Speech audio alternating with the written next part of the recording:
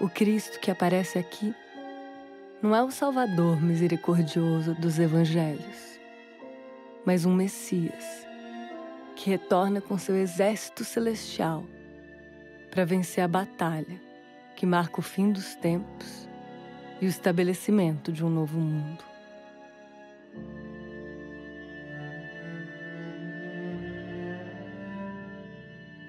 O livro do Apocalipse é um livro-chave para o movimento evangélico fundamentalista. Aqui, a guerra leva a paz. A guerra leva a liberdade. A guerra é um mal necessário para combater um mal maior. Olá, boa noite. Vocês acabaram de ver aí um trecho de Apocalipse nos Trópicos, documentário escrito, dirigido e produzido por Petra Costa. Um filme que parte de uma investigação sobre o crescimento da fé evangélica no Brasil e os impactos da religião no contexto político e social no país, aqui nos últimos 10 anos, mais ou menos. O documentário estreia hoje nos cinemas e dia 14 na plataforma de streaming Netflix. E a Petra Costa está aqui hoje para conversar com a gente. Seja bem-vinda, Petra, ao Metrópolis. Cunha. Mais uma vez. Prazer estar de volta. Prazer em ter você aqui para discutir assuntos tão importantes, necessários, né? Sim. E da forma como você coloca, que sempre é aquilo que eu falei para você, é extremamente pessoal a sua forma de fazer documentário. Parabéns, o documentário é maravilhoso, as pessoas vão ter oportunidade de assistir ou no cinema ou no Netflix a partir do dia 14. E a minha primeira pergunta, Petra, é assim, você diz no próprio documentário que a sua formação laica não permitiu que você, não ajudou que você, para você a decifrar o Brasil que tem hoje. Então você recorreu à leitura da Bíblia, foi ler o livro do Apocalipse, e que foi uma revelação. Por que essa história? Bom, eu ganhei essa Bíblia do pastor Cabo Daciolo. Aparece ele dando essa Bíblia para você, né? Quando eu fui para o Congresso tentar entender o que estava acontecendo com a democracia brasileira, né? Ali ele me pediu para aceitar Jesus e falou que Deus colocaria um governo divino. Eu fiquei muito impressionada com aquilo, com aquela contradição de ser evangelizada no centro da democracia brasileira. E esse filme parte do desejo de entender essa influência da religião na política que vem acelerando muito nos últimos anos no Brasil. Então, eu, de fato, li a Bíblia e descobri o quanto que o último livro da Bíblia, que é o livro do Apocalipse, influencia uma tendência fundamentalista cristã que vem crescendo, não só no Brasil, mas nos Estados Unidos. Muitos dos aliados do Trump seguem essa teologia apocalíptica. Alguns deles até dizem que seria bom acelerar o fim do mundo para acelerar a volta de Jesus. Sim, essa é a ideia deles. Mas assim, o crescimento da religião, que também é colocado que nos últimos 40 anos subiu o número de evangélicos no Brasil de 5% para mais de 30%. Mudou agora para 26%. Ah, 26% né? Mudou? É, porque o censo acabou de sair, mostrou que... mas enfim, o número é importante, muito significativo, e é significativa a bancada evangélica no Congresso, não é? Exato. Ou seja... porque, assim, pelo menos eu respeito todas as religiões, todas as crenças. O meu medo é quando as coisas começam a se misturar, não é? É isso. O nosso filme não é sobre a religião evangélica, não é sobre os fiéis, mas sobre as lideranças evangélicas e como elas têm usado da fé para ter mais e mais influência política. A fé como manipulação da fé para usos políticos. Esse é o fenômeno que a gente quis investigar. Exatamente. E uma coisa interessante que eu não tinha me dado conta, mas você me chamou a atenção no documentário, é que esse crescimento evangélico se deu principalmente nos governos petistas, não é? 130%. 130%, ou seja, o número de igrejas, o número de programas em televisão, ou seja, os evangélicos apoiavam o petismo, apoiavam Lula, inclusive. O Silas Malafaia apoiou Lula lá no início, né? Sim. E a coisa se rompeu num determinado momento. Sim. Se rompe entre 2011 e 2013 por diversos motivos, né? E começa uma guerra cultural E a gente importa dos Estados Unidos essa guerra cultural que vem sendo travada lá desde os anos 70, em que se vira uma guerra sobre questões de direitos das minorias, LGBTQIA+, do direito da mulher sobre o aborto.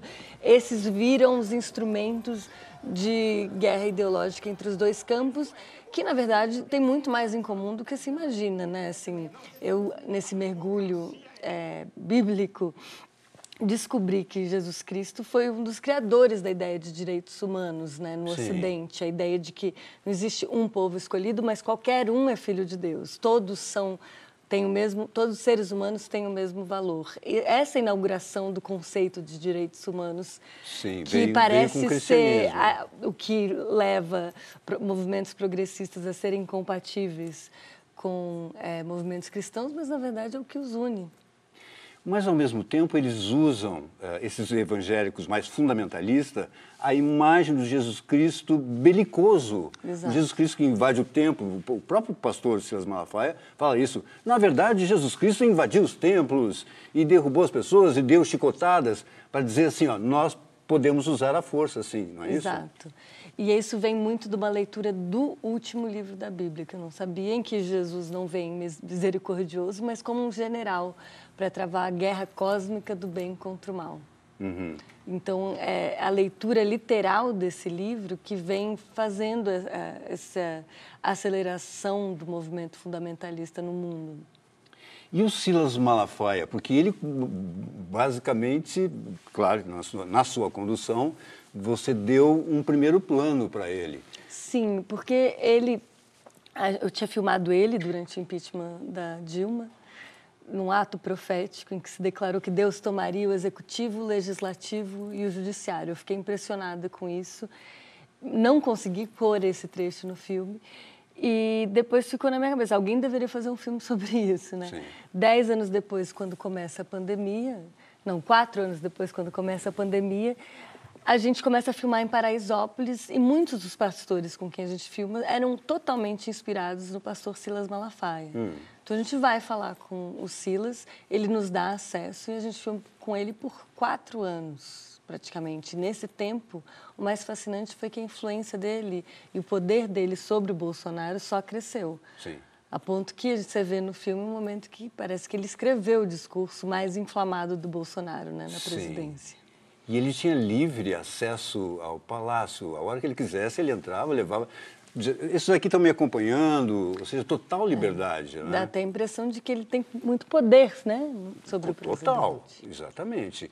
E agora, eu fiquei impressionado, assim, como que o Silas Malafaia deu essa liberdade para vocês de chegarem perto dele. Tipo assim, tem uma cena em que vocês estão dentro do carro dele, não é? Porque aparece ele dirigindo e xingando todo mundo e tal. Eles, poxa, o pastor deu total liberdade mesmo para Petra. Como é que foi isso? Ele deu muito acesso. Ali foi o nosso incrível fotógrafo Pedro Urano que captou aquela cena. E ele é um pastor evangélico, então acho que a motivação dele principal é espalhar a palavra, né? Pregar e ser ouvido. Então, acho que ele falou com convicção conosco e quis falar conosco. Sei. Vamos falar sobre a distribuição e como que o documentário vai ser visto pelo público, não é? Porque a partir de hoje está em alguns cinemas do Rio de Janeiro e de São Paulo. Provavelmente parece que nos Estados Unidos também tem alguma coisa assim, né? de estrear nos cinemas em Nova York, Los Angeles. E vai estrear no dia 14 de julho, agora, na plataforma Netflix, onde já está o seu outro documentário, né? Que é Democracia em Vertigem. O Helena também está lá. O Helena também está lá. Sim. Qual a importância dessa plataforma para que... São 190 países? Mais é isso? de 190 países. É maravilhoso. Democracia em Vertigem teve um alcance enorme. Foi o segundo documentário mais visto quando saiu na Netflix. E agora espero que novamente seja visto amplamente e suscite um debate global, porque é um fenômeno global, né? Esse filme trata de algo que está acontecendo no mundo inteiro. Mas eu queria incentivar as pessoas a irem ao cinema, porque Claro. é um filme para ser visto também na tela grande. Exato, você fez, enfim, imaginando, passando numa tela grande, ou seja, todo cuidado de áudio, cuidado de fotografia, todos os tipos de cuidado de finalização. Sim. E tal. Aliás, eu vi que tem nomes internacionais. Tem... Sim, o Brad Pitt foi o produtor executivo do filme. Eu conheci ele quando o Democracia em Vertigem foi indicado ao Oscar, em 2020. E aí tivemos uma ótima conversa. E quando eu comecei esse filme, Apocalipse nos Trópicos, falei com a produtora dele e com ele, e eles se interessaram em entrar como produtores executivos. O Brad Pitt tem feito muita produção, né? Sim, eu gosto investido muito dos filmes que a Plan B, que a produtora dele, faz, né? Tipo Moonlight, 12 Years of Slave, The Big Short. Exato. São ótimos. Aham. Ok, muito obrigado pela sua participação. Então, mas a gente vai continuar conversando mais um pouquinho, se você tiver um tempinho, tá bom? Porque a gente conversa no YouTube. Só lembrando para vocês, então, que o filme já está, a partir de hoje, nos cinemas. Você pode assistir nos cinemas. Quem não puder assistir, porque parece que está só Rio e São Paulo. Belo Horizonte e Salvador. Belo Horizonte e Salvador também, atenção. Mas, entende, outras cidades não têm acesso e tal. Se não puder vir assistir nessas cidades, a partir do dia 14 de julho você pode assistir através da plataforma Netflix. Petra, até daqui a pouquinho. A gente continua conversando. Você que está aí, corre lá para o YouTube, porque a conversa segue lá, tá bom? A gente vai encerrar o programa de hoje com mais um trecho de Apocalipse nos Trópicos. E amanhã nós estamos de volta às 7h45 da noite. Beijo, até lá. Tchau, tchau. O Congresso, nessa sala, promulgou uma das constituições mais progressistas do planeta. Afastou 2 presidentes e votou para chancelar o início, e depois de 21 anos, o fim de uma brutal ditadura militar. Houve grandes conquistas e erros colossais, mas as ações partiam sempre de nós, humanos. Então, o que estava acontecendo aqui me parecia muito estranho. Eu estava assistindo a um apelo enfático, feito para que as rédeas do governo fossem entregues a uma entidade distinta.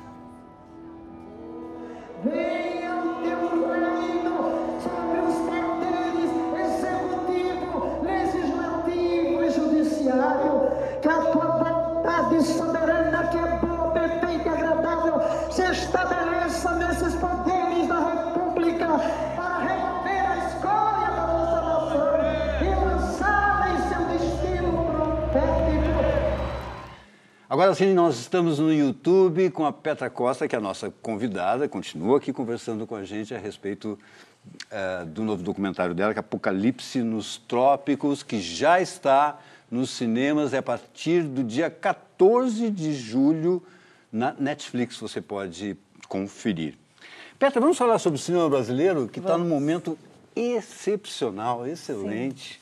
Não é? Com todos esses filmes que estão sendo reconhecidos, sim, inclusive o seu. Não é? A estreia se deu no Festival de Veneza. Sim. Não é? Como é que você está vendo toda essa movimentação em relação ao nosso cinema? Ah, maravilhoso, né? Depois de tantos golpes, o cinema brasileiro é igual a democracia, né? Sucessivamente golpeada, mas se reergue. E agora, o Ainda Estou Aqui foi uma onda maravilhosa, né? Que trouxe muita gente de volta ao cinema, né? Comprando ingresso. E agora Agente Secreto, do Kleber Mendonça. Há uma expectativa muito grande das pessoas aqui no Brasil, né? Sim. Para assistir o Agente Secreto, que está em estreia internacional, vamos dizer assim. Sim, né? em breve também O Último Azul, do Gabriel Mascaro, também, que ganhou o prêmio do júri. Exatamente. No Festival de Berlim, que eu tive a chance de ver lá, que eu estava no júri. Então é um momento glorioso. Também com filmes discutindo a nossa memória traumática, né, da ditadura, claro, e a importância de punir, né, os crimes cometidos pelo Estado durante a ditadura militar, que é algo que o Brasil, diferente dos nossos países vizinhos, ainda não conseguiu fazer. Pois é, e tem muita gente que diz, pô, mais um filme falando sobre ditadura. Mas é que aqui no Brasil, diferentemente da Argentina, né, onde houve uma punição realmente de quem cometeu crimes, aqui houve aquela anistia e parece que as pessoas esqueceram, tem toda uma nova geração aí que não sabe o que aconteceu e até é manipulada para pensar que aquele momento foi o momento certo. Sim. E o que se esquece é que uma coisa é terrorismo cometido pelo Estado, o Estado que tem a máquina do Estado para matar pessoas, sem julgamento, sem nenhum tipo de Estado de direito. As pessoas querem voltar realmente para isso, porque numa situação como essa, qualquer pessoa pode ir presa, qualquer pessoa pode ser torturada ou desaparecida. Claro. Isso que acho que o Ainda Estou Aqui nos ajuda a entender, porque a gente está no centro, né, de uma família de classe média, uma mulher que nunca fez nada de errado é torturada. Exato. Isso também era outra coisa que essas pessoas que defendem ainda a ditadura dizem, não, só era perseguido quem era terrorista. Exatamente. Né? Ali a gente vê que não era bem assim. E nunca é bem assim, quando vira um Estado autoritário. Né? Exatamente. E aí eu acho que é um encontro com o Apocalipse nos Trópicos, porque também mostra o que pode acontecer se o Brasil continuar nessa onda cada vez mais autoritária e cada vez menos que cada vez menos estabeleça uma proteção de uma das maiores invenções da humanidade, que é a separação entre igreja e Estado, que não foi algo dado, né? A gente levou séculos de guerras religiosas, com cidades assassinando cidades vizinhas por serem de denominações religiosas diferentes, e a tendência é a gente estar voltando para isso, mundialmente. Pois é, você fala isso também no filme, né? Que a gente está indo ao lado contrário do iluminismo e, na verdade, entrando num obscurantismo. Né? Porque a gente até conversei com você antes da gente começar aqui, quando a gente vê o seu documentário, parece um filme de terror mesmo, aquelas distopias absurdas. É para quem gosta de filmes de terror. Quem gosta de filmes de terror, eu indico muito. Eu indico muito para todas as pessoas, mas assim, é um filme de terror porque é um absurdo. O que aconteceu com as pessoas para elas... Há uma lavagem cerebral, as pessoas se contaminam com uma determinada ideologia, acreditam realmente naquilo e começam a fazer coisas absurdas? Olha, é difícil de dizer, mas eu acho que o fundamentalismo religioso, ele parte do princípio de que existe o bem, existe o mal e que a solução para a sociedade seria erradicar a sociedade do mal, né? Que no Brasil tem sido visto como o comunismo, né? Isso. E aí qualquer um vira comunista, qualquer um que não esteja de acordo com a ideia de que existe um presidente messiânico, né? Anointed by God, como se diz, escolhido por Deus, seria um pecador. Isso é o princípio do absolutismo cristão, que colocava reis com poderes divinos, e do princípio da própria Inquisição. A gente quer voltar para isso? Claro que não. Ou, por exemplo, assim, sabe que algumas vezes me lembrou aquela série Contos de Aia? Tem muito a ver, né, com Contos de Aia. O Contos de Aia está mais próximo da gente que a gente imagina. Da nossa realidade. Mas você acha que a nossa democracia está correndo risco? Mas eu acho que sem sombra de dúvida. Acho que, sim, a democracia é um organismo vivo. Né? Eu achei, como eu falo, Democracia em Vertigem, que eu e a democracia, tendo a mesma idade, estaríamos pisando em terra firme aos 30 anos e descobri que não. Né? A democracia ela está sofrendo ameaças agora, né, da influência das big techs, de muito dinheiro sem regulação, de líderes que querem acabar com o Estado para aumentar suas fortunas ao custo do planeta e das pessoas. E isso, alinhado com uma visão apocalíptica de que é bom acelerar o fim do mundo para acelerar a volta de Cristo, dá uma teologia que justifica os meios do interesse desses líderes, que acaba sendo fatal para a democracia. Então, a gente precisa criar novos mecanismos de proteção para a democracia, novos mecanismos para separar a igreja do Estado, de novo, né? Mas parece que os setores progressistas e a nossa esquerda, como você mesmo falou, e parece que tem um pastor que fala sobre isso, né? Tem. A nossa bancada está crescendo aqui graças à esquerda. Ou seja, a esquerda está fazendo alguma coisa errada ou não está sabendo lidar com isso? O que está acontecendo? Acho que a gente entrou em canais de comunicação muito diferentes. Enquanto a esquerda... Isso é um fenômeno desde o iluminismo, né? Achava que a religião estava em descenso e que não importava falar esse discurso religioso. A extrema-direita acabou dominando esse discurso, mas num país majoritariamente cristão como o Brasil, isso criou um abismo entre alas progressistas e a classe trabalhadora. O Lula fala disso no filme, o Lula percebe isso, e eu acho que é fundamental que a esquerda se dê conta, como eu me dei, né? Não todas as esquerdas, mas parte da esquerda, da minha arrogância em achar que a religião era algo do passado. A religião segue muito viva, é dos ingredientes principais da vida de muitas pessoas e precisa ser tratada com respeito. E eu acho que, enfim, como cidadãos brasileiros, aprendermos a falar essa língua também, né? Como foi o que eu me coloquei enquanto desejo e jornada nesse filme. Ler a Bíblia para entender do que está se falando, Sim. em vez de ficar só xingando ou alienando. Senão fica uma guerra constante entre dois lados que não se comunicam. Claro. O problema é que são livros que dependem da leitura que se faz, não é? É tudo uma questão de interpretação. De interpretação, não é? E tem fundamentalistas que leem de determinada forma que vão corroborar aquilo que eles pregam, não é? Exato. E se você,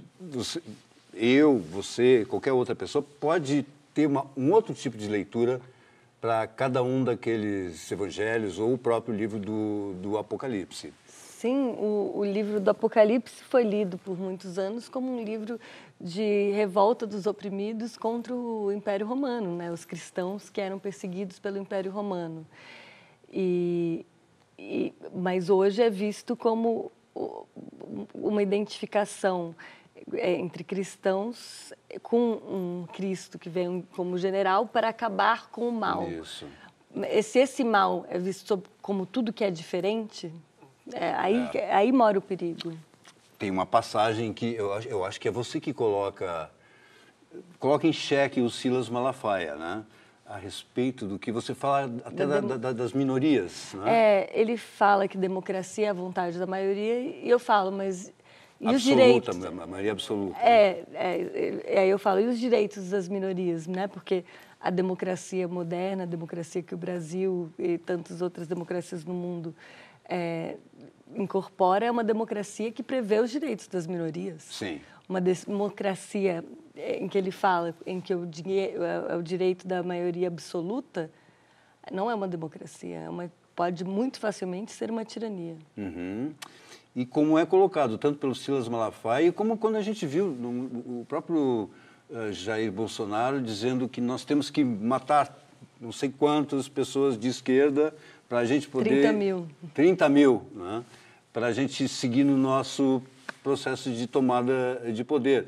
Ou seja, há essa leitura de eliminação de quem não concorda. Que é o oposto do princípio democrático, né? É. O princípio democrático é conviver com o diferente, conviver com o inimigo e tratá-lo como um oponente legítimo. Isso. Como Steven Levitsky, que escreveu Como as Democracias Morrem, diz, a gente mata uma democracia quando a gente percebe o nosso adversário como um inimigo ilegítimo que deve ser eliminado. Sim. Como eu vi lá naquele ato profético, tomar o executivo, o legislativo e o judiciário e tirar a escória desse país. Exato. E o Lula, ele fala num determinado momento, também no documentário, onde ele diz o seguinte: o fracasso do socialismo foi negar a religião. Você concorda com o Lula nesse aspecto? Concordo, nesse sentido de que existe uma visão entre algumas alas progressistas de que a religião deveria deixar de existir ou é algo menor. Sim. E em vez de tentar falar a mesma língua, né? Acho que a teologia da libertação foi um grande exemplo em que alas progressistas, né, tentaram, falaram a língua da religião e mudaram a cara da América Latina de uma forma radical, né? Falando Só que os Estados Unidos não gostou nada. Isso que o filme mostra também, né? Como Kissinger e também o grupo de lobby americano chamado A Família. Isso foi uma descoberta do filme, do nosso jornalista investigativo Nicolás Iglesias, como esse grupo de lobby chamado A Família, que é um grupo de lobby evangélico americano, enviou missionários evangélicos para o Congresso brasileiro com o objetivo de evangelizar congressistas brasileiros durante toda a ditadura militar. Então, existia um esforço de tornar o Brasil um país evangélico. Isso nos anos 70, né? Desde os anos 70, o Billy Graham, que é o Papa evangélico, veio para o Brasil, a ditadura militar deu a ordem de televisionar o culto dele em todos os canais. Sim. Eu nunca tinha ouvido falar de nada disso. Enfim, aí, claro, a religião evangélica penetra o Brasil num momento também em que de muita mudança, né? Massas estavam vindo das áreas rurais para as áreas urbanas, encontra terreno fértil aqui e hoje o Brasil exporta suas igrejas evangélicas para o mundo todo. Exatamente. Petra, a gente poderia ficar aqui um tempão, mas a Petra tem muitos compromissos e é lógico que a gente quer que as pessoas também assistam e reflitam, né, vendo o documentário, como eu já falei para vocês, mas reforço aqui, o documentário já está nos cinemas, Rio de Janeiro, São Paulo, Belo Horizonte, Salvador. Sim, eu queria só falar que é isso, eu acho que é um ponto de vista de uma cidadã, um lugar de fala nesse filme enquanto cidadã, e eu acho que muitos de nós, cidadãos brasileiros, sentimos que os últimos anos foram tão intensos e esse filme é uma jornada para digerir esses acontecimentos que nos tomaram de assalto. Com certeza. Parabéns novamente, Petra. Obrigada. Vocês estão convidados a assistir, então. Se não conseguir assistir no cinema, Netflix a partir do dia 14. Obrigado. Beijo. Beijo para vocês também. Até a próxima. Informação, entretenimento e cultura. Você está no lugar certo. Metrópolis Programa. Segue a gente para ficar por dentro de tudo que rola por aqui. Eu estou te esperando.